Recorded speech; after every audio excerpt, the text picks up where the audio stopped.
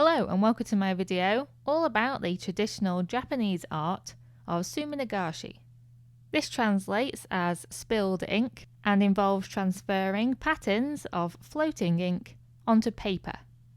It's basically the oldest form of marbling. Today I'm going to do the basic version of Suminagashi by using simple items that I already own or can get hold of easily, so that you can follow along at home. Traditionally, Suminagashi is done on traditional Japanese washi paper. However, today I'm just going to use plain white copier paper, just paper that I bought for my printer. This will hopefully show you that you can experiment with a very cheap paper that you probably already have in the house. However, I'm also going to show you the limitations and possible issues of using a cheap paper like this. The best papers to use for this kind of art include rice paper, watercolour paper, cotton paper, construction paper or craft paper. You need to make sure that the paper is thick enough to not tear in water, and also you really want to find paper that's uncoated and unsized. For instance, you don't want to be buying acid-free paper. What I mean by unsized is that nothing's been added to the paper to change its characteristics, for instance, its absorbency. You want a paper that's been as untampered with in the manufacturing process as possible. You'll also need a couple of brushes that have fine pointed tips. I'm personally going to use some calligraphy brushes, and I find these work very well. As for the ink, I just looked around the house to see what I already had, and I found some Liquitex acrylic ink which just sank like a stone in the water. And I also found some calligraphy dip pen ink in black, which worked very well. Ideally, you'd be using an ink that's specifically designed for this purpose, such as Sumi ink, spelt S-U-M-I, because that will definitely float on water. I've also seen people recommend a dispersant called Photo Flow, and you just mix a drop of that into your ink, and it's supposed to help with spreading the ink and also getting it to float. I've personally not tried this, but I've seen several sources that recommend it. The other thing you could do is buy a Suminagashi or marbling kit that will contain everything you need. You will also need a plastic tray or an open-topped plastic container. This must be at least 2 inches deep. Ideally, the plastic container will only be a little bit bigger than the pieces of paper that you want to use. I'm personally going to use a takeaway container, and I've cut my paper into pieces that will fit inside this container. You will also need a cup, some washing up liquid or dish soap, and some kitchen towel. Strips of newspaper and a cocktail stick will also come in handy. Okay, so to begin, you need to protect your work surface from the ink. Then you need to add 1 inch or 2 of tap water to your plastic container or tray. If you can use room temperature water, then that's ideal, but otherwise just use cool water from the tap. Then just fill a cup with tap water, add a few drops of washing up liquid and mix. This mixture is useful because it repels ink on the surface of water, allowing you to leave clear gaps between the ink rings. Right, so let's begin. First, load one brush with the washing up liquid and water mixture, and load the other brush with your ink.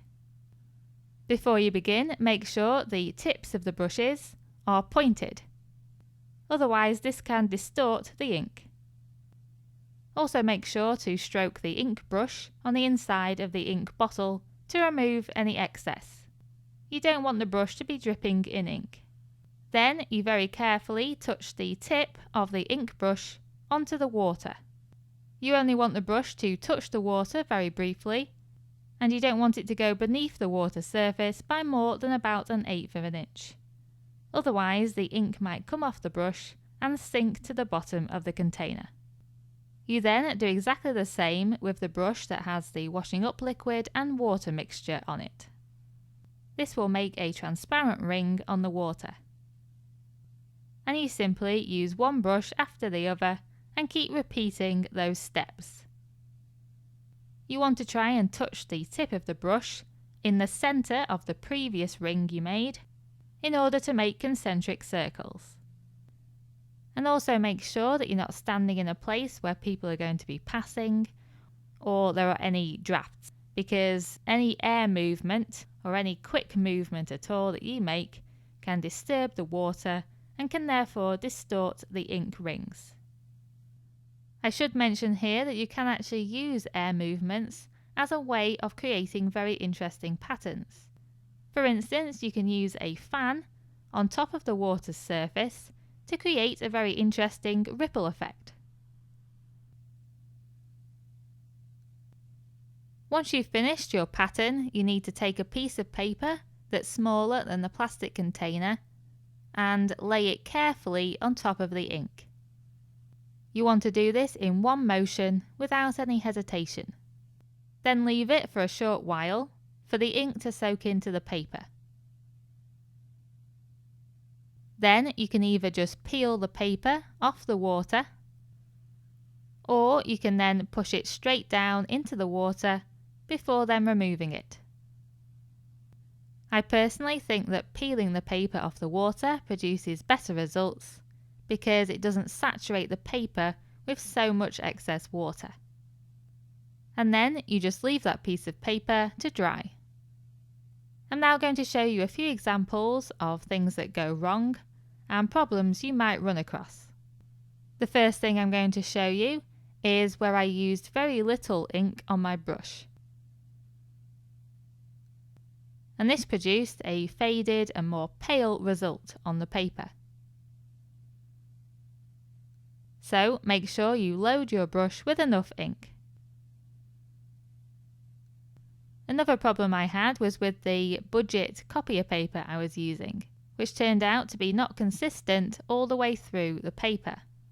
So when I printed onto it, it turned out there were lines in the paper that absorbed more ink than the rest of the paper, which is why it's important to experiment with different papers.